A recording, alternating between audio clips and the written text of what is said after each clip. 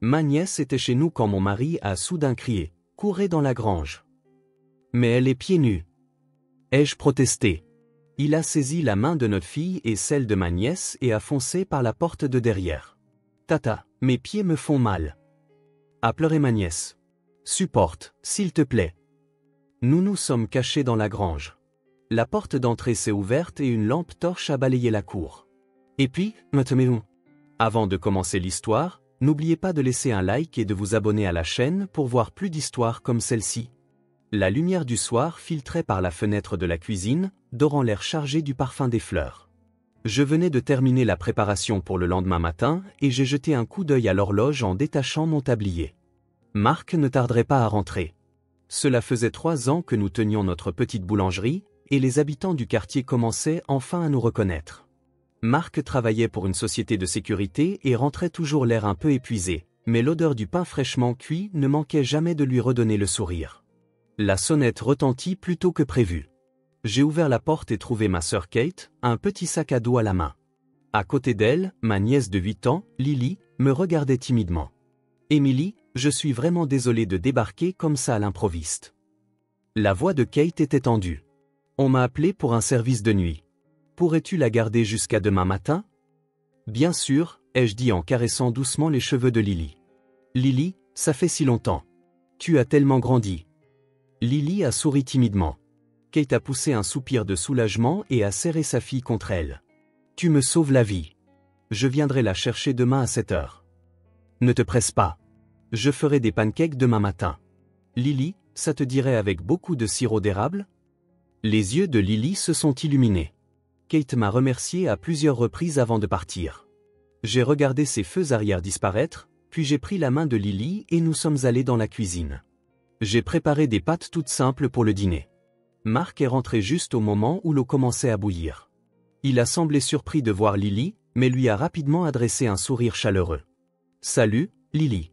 Tu passes la nuit ici? » « Oui », a hoché légèrement la tête Lily. Nous nous sommes assis tous les trois autour de la table. Marc a un peu parlé de son travail et a posé des questions à Lily sur l'école.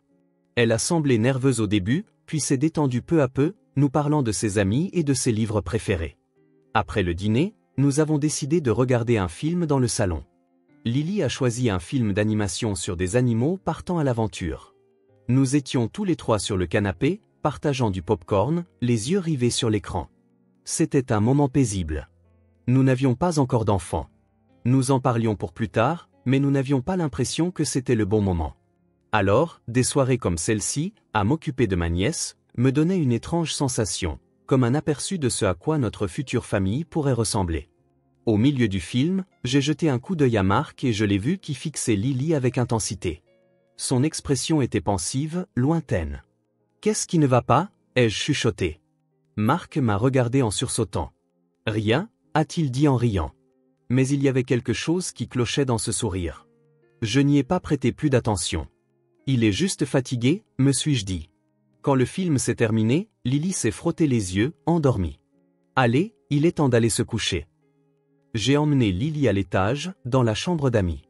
Elle s'est brossé les dents, a mis son pyjama et s'est glissée dans le lit. Alors que je l'abordais, elle a demandé d'une petite voix. « Dans mes rêves, je suis toujours dans une maison que je ne connais pas. Et maman n'est pas là ?» J'ai hésité un instant, puis j'ai souri doucement. Les rêves sont des choses étranges. Mais ne t'inquiète pas, ta maman sera là pour venir te chercher demain matin. Lily a hoché la tête, rassurée, et a fermé les yeux. J'ai quitté la chambre sans faire de bruit et je suis redescendu. Dans le salon, Marc avait allumé la télévision. Les informations de fin de soirée passaient. Le volume était bas, à peine audible. Je l'observais de dos tout en préparant le petit déjeuner du lendemain dans la cuisine. Marc fixait l'écran en fronçant les sourcils. Ce n'a duré qu'un instant, mais son corps a paru se raidir. « Marc ? Ce n'est rien. » Il a changé de chaîne avec la télécommande. « Allons nous coucher. » Nous avons éteint les lumières et sommes montés. La douce odeur de la boulangerie flottait encore dans la maison. Dehors, les lampadaires éclairaient faiblement la route. C'était une nuit calme, mais quelque chose me semblait légèrement différent de d'habitude. Je n'arrivais pas à mettre le doigt dessus. En me couchant, je n'arrêtais pas de penser aux mots de Lily. Rêver d'une maison inconnue. Rêver que sa maman n'est pas là. Les rêves d'enfant sont toujours étranges. C'est ce que je me suis dit en fermant les yeux.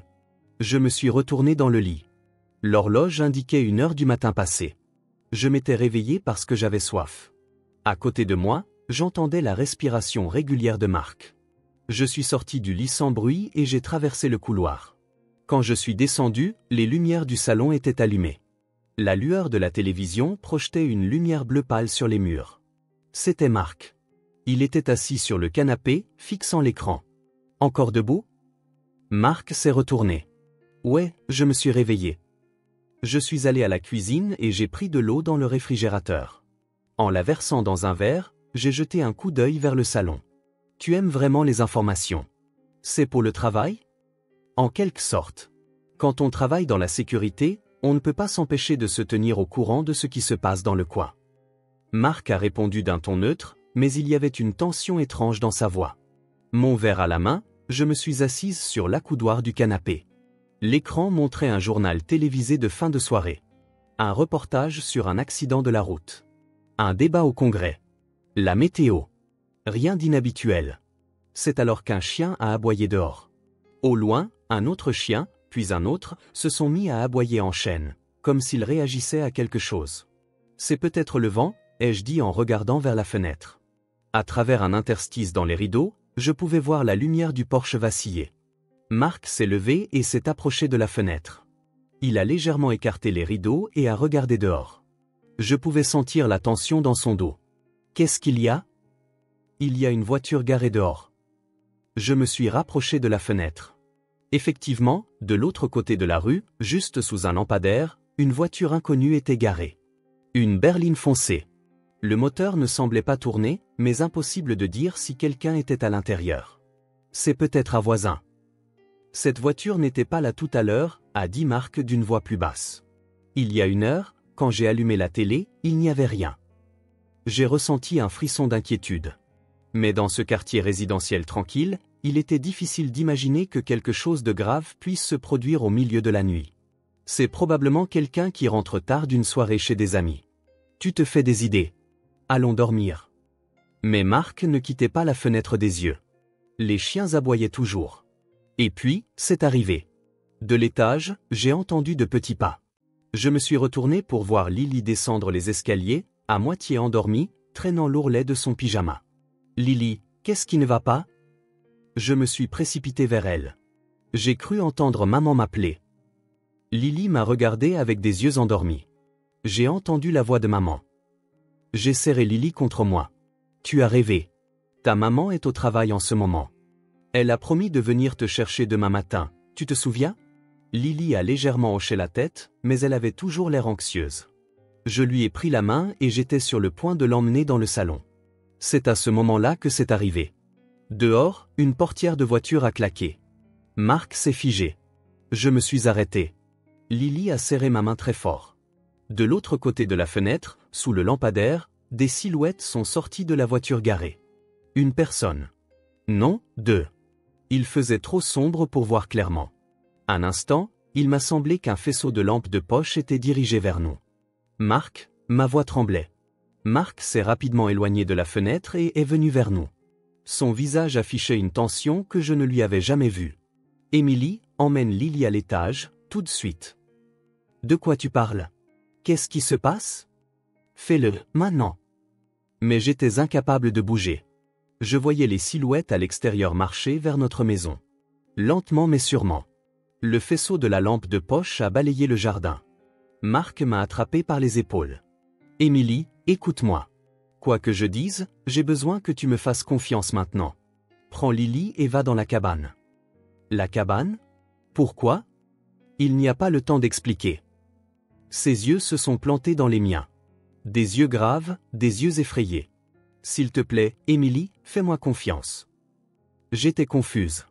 Je ne comprenais pas ce qui se passait. Mais je n'avais jamais vu mon mari avec ce visage. En 5 ans de mariage, il n'avait jamais montré un tel désespoir, une telle urgence. Les pas à l'extérieur se sont rapprochés. Le bruit de pieds sur l'herbe. Le bruit de quelqu'un montant les marches du porche. Et puis, la poignée de la porte d'entrée a tourné lentement. Un petit clic métallique. Mon cœur battait à tout rompre. Lily était sur le point de crier et j'ai couvert sa bouche avec ma main. Maintenant, sortez par la porte de derrière, a chuchoté Marc. Mais, allez-y. La porte d'entrée s'est entr'ouverte. À travers l'interstice, des faisceaux de lampes de poche ont inondé l'entrée. Marc nous a poussés vers la cuisine. Il a ouvert la porte de derrière. L'air froid de la nuit s'est engouffré. Dehors, il faisait nuit noire, à peine un clair de lune. Cours, Émilie. Cours jusqu'à la cabane. Mais Lily est pieds nus, ai-je protesté. Les petits pieds de Lily étaient encore nus dans son pyjama. Il n'y avait pas le temps de lui mettre des chaussures. Marc a soulevé Lily. Je la porte. Cours devant. De l'entrée, j'ai entendu plusieurs bruits de pas. Quelqu'un entrait dans la maison. Dépêche-toi. Je suis sorti en trombe par la porte de derrière. L'herbe humide s'accrochait à mes pieds. Le sol mouillé par la rosée était froid. Derrière moi, j'ai entendu Marc m'appeler. Je me suis retourné et je l'ai vu courir avec Lily dans ses bras. La cabane était au fond du jardin, entourée d'arbres. Un vieil abri à outils que nous n'utilisions presque jamais. Je courus désespérément. Essoufflé, j'avais l'impression que mon cœur allait exploser. J'ai attrapé la porte de la cabane. Les gonds rouillés ont grincé lorsque la porte s'est ouverte. À l'intérieur, il faisait noir et ça sentait la terre et le moisi. Marc s'est précipité à l'intérieur. Il a posé Lily et a refermé la porte. Pas un bruit, a-t-il chuchoté. Nous avons retenu notre souffle dans l'obscurité. J'ai serré Lily contre moi pour l'empêcher de crier. Dehors, des faisceaux de lampes de poche ont commencé à balayer le jardin. Et puis une voix de femme a appelé « Lily, tu es là ? Sors, s'il te plaît. » Je me suis figé. Quelqu'un appelait ma nièce par son nom, mais ce n'était pas la voix de Kate. Je me suis plaqué contre le mur, tenant toujours Lily. Marc regardait dehors à travers une fente de la porte sans fenêtre. « J'ai mal aux pieds », a murmuré doucement Lily. J'ai baissé les yeux vers ses pieds. Je ne voyais pas bien dans le noir, mais elle avait couru pieds nus jusqu'ici. Il devait être égratigné par les pierres et les branches. Encore un petit effort, s'il te plaît, ai-je dit en lui caressant la tête. J'entendais ma propre voix trembler. Dehors, les faisceaux des lampes de poche se déplaçaient. Les ombres des arbres du jardin s'étiraient et se rétrécissaient à leur lumière. Et puis la voix s'est de nouveau fait entendre. « Lily, où es-tu ? N'aie pas peur. C'est maman. » La voix était douce et désespérément triste. Mais ce n'était pas Kate. Qui était-ce ? J'étais confuse. Pourquoi une femme inconnue appelait-elle ma nièce par son nom ? Pourquoi nous cachions-nous dans cette cabane ? Marc s'est retourné.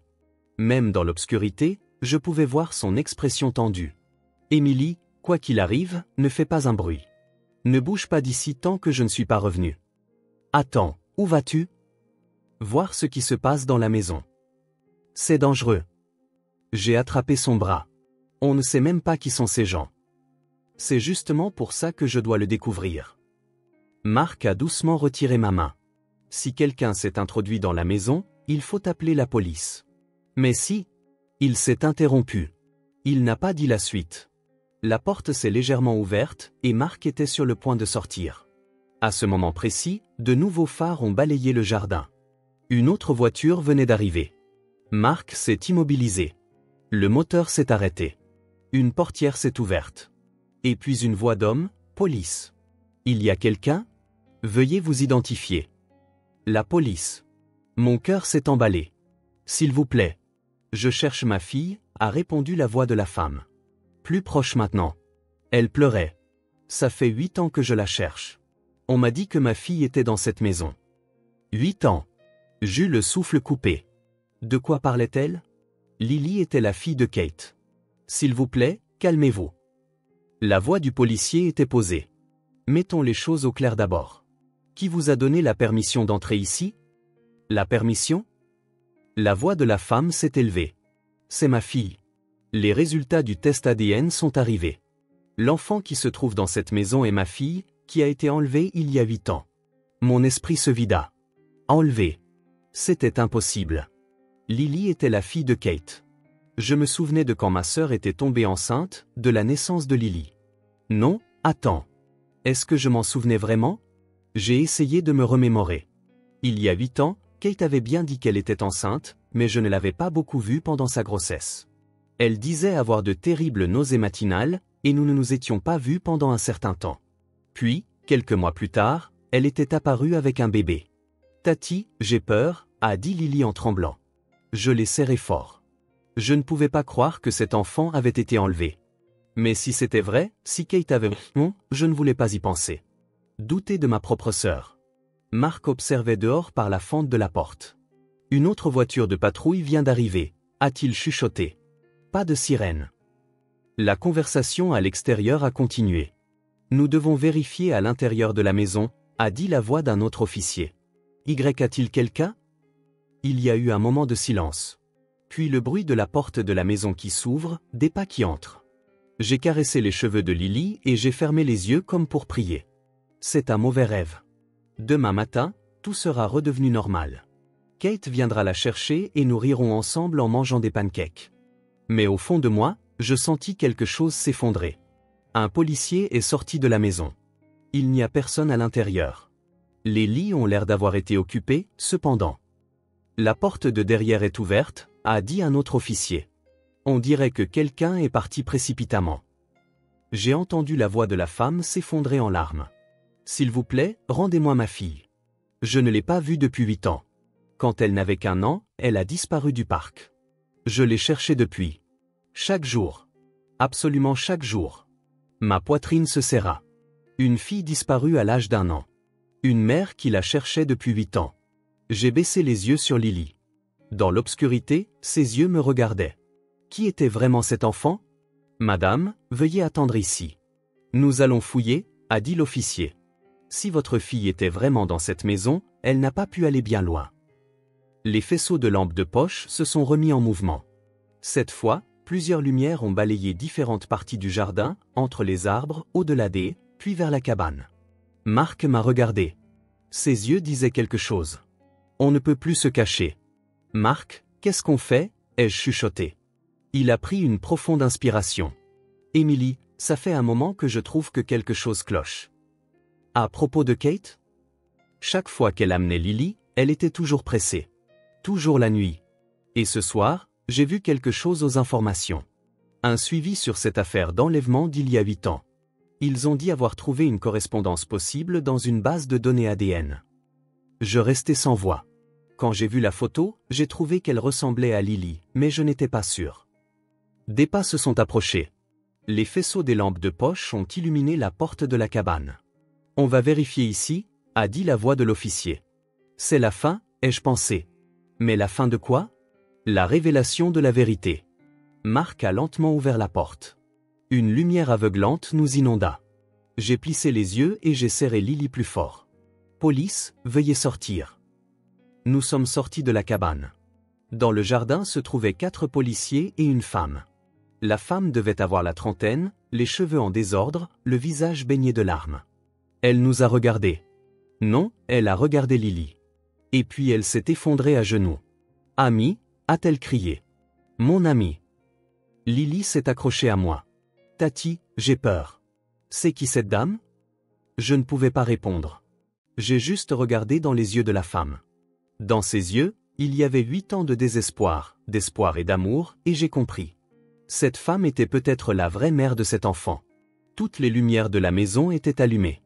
Comme sur une scène de théâtre, tout était sur le point d'être révélé. Un policier s'est approché. Pouvez-vous me donner votre nom? Emily Thompson. Ma voix tremblait. C'est ma nièce. Votre nièce?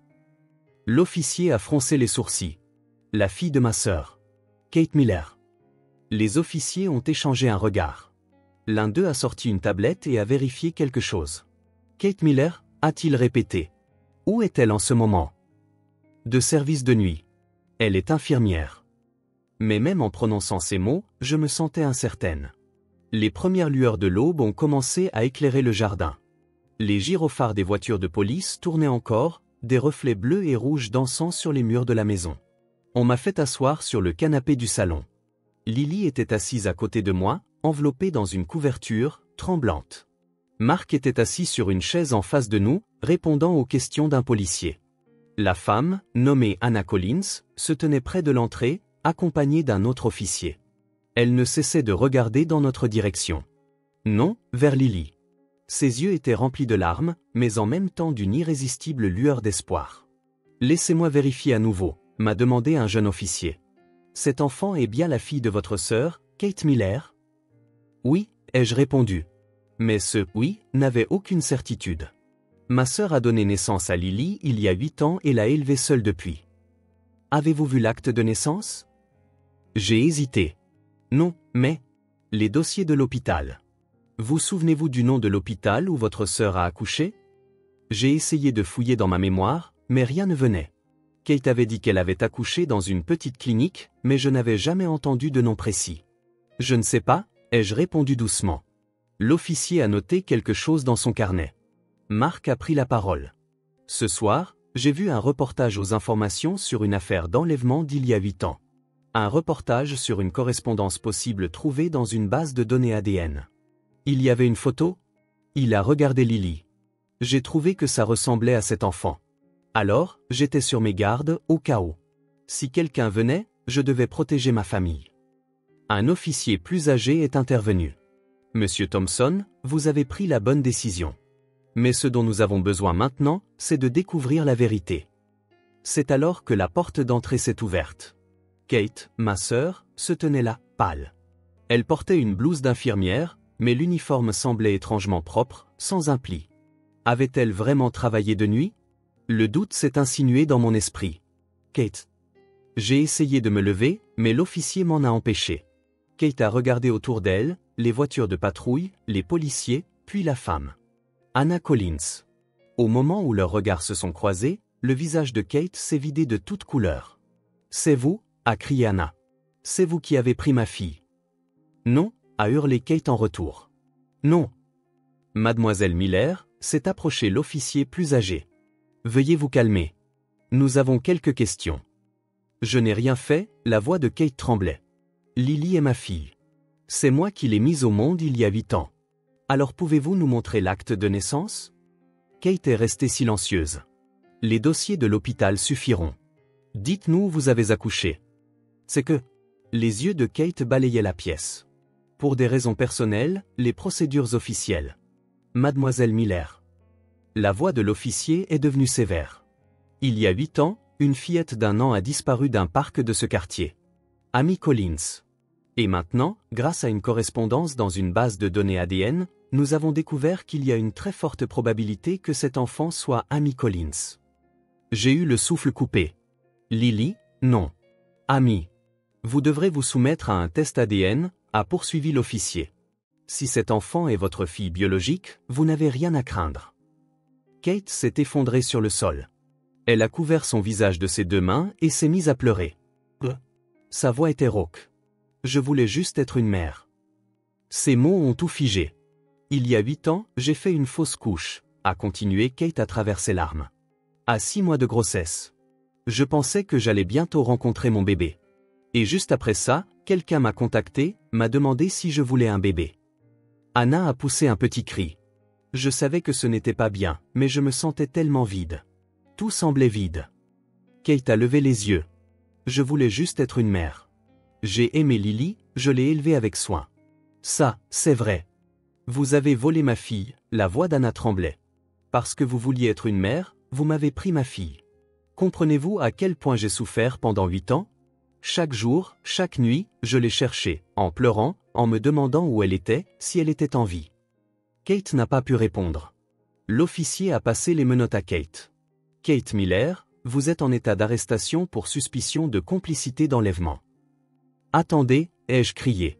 Ma sœur, elle a juste... Mais je ne savais pas quoi dire. Je voulais protéger ma sœur. Mais en pensant aux 8 années de souffrance d'Anna, les mots ne venaient pas. Lily, non. Amy s'est mise à pleurer. Maman, où va maman? Kate s'est retournée alors qu'on l'emmenait. Lily, je suis désolée. Ta tante t'a vraiment aimé. Crois-moi, s'il te plaît. Et puis elle a été emmenée par les policiers. Un lourd silence a rempli la pièce. Anna s'est approchée lentement. Elle a tendu une main tremblante et a touché la tête d'Amy. Amy, a-t-elle murmuré. Mon ami. Amy l'a regardée avec un visage confus. Qui êtes-vous? Ces mots ont transpercé le cœur d'Anna. Je pouvais le voir. Sa fille ne se souvenait pas d'elle. Enlevée à 1 an, elle avait passé 8 ans à grandir en pensant que quelqu'un d'autre était sa mère. Je suis? La voix d'Anna s'est brisée. Je suis ta vraie maman. Je t'ai cherché tout ce temps. Tout ce temps. Amy s'est accrochée à moi. Je ne savais pas quoi faire. Je savais que tenir cet enfant blesserait encore plus Anna, mais je ne pouvais pas non plus repousser une enfant effrayée. Quelques jours plus tard, les résultats du test ADN sont tombés. Amy Collins, la fille d'Anna Collins, disparue du parc il y a 8 ans. Aucun doute possible.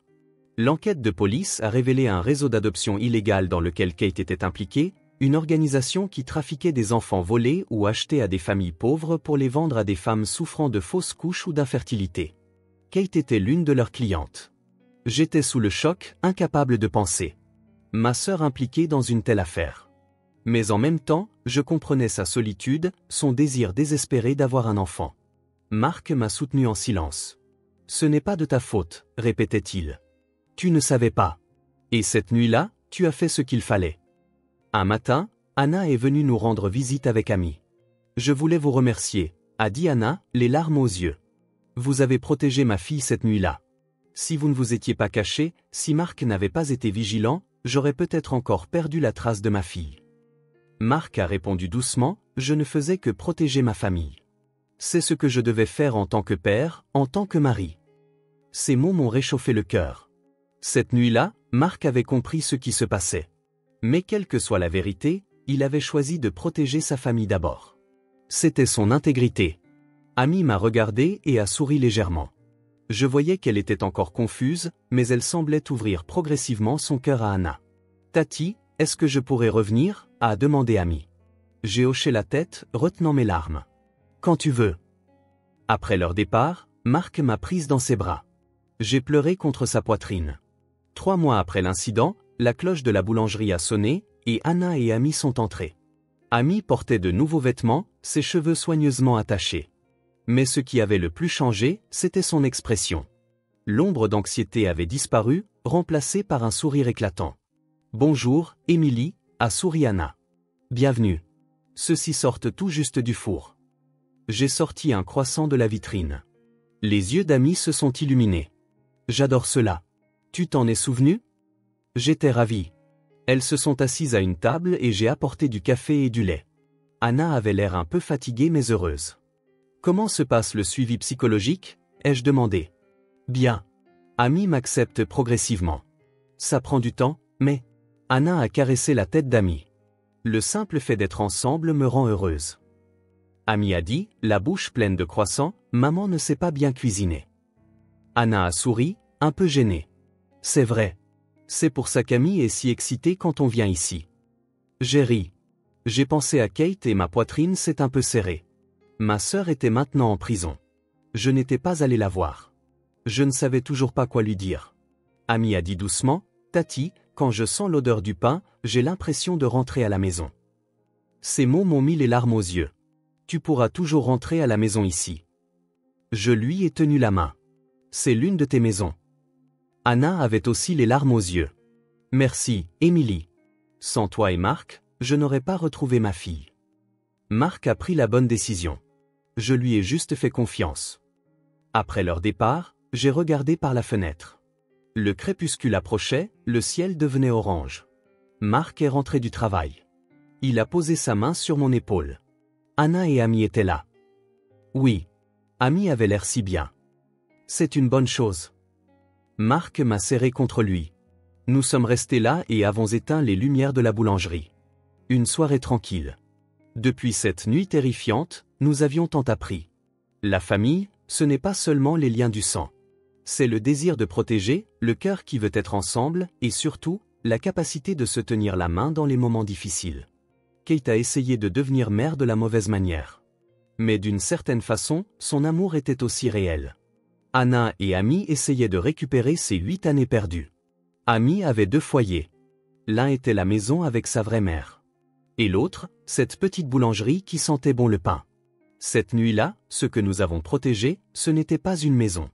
C'était la forme même de la famille. La famille, ce n'est pas le sang. Ce sont les gens pour qui l'on courait dans la nuit pour les protéger, et l'endroit où l'on veut rentrer. Mark m'a pris la main. Rentrons à la maison. J'ai hoché la tête, et ensemble, nous avons commencé à marcher sur la route au crépuscule. Demain, je ferai à nouveau du pain chaud dans cette petite boulangerie, pour continuer d'être un refuge pour quelqu'un.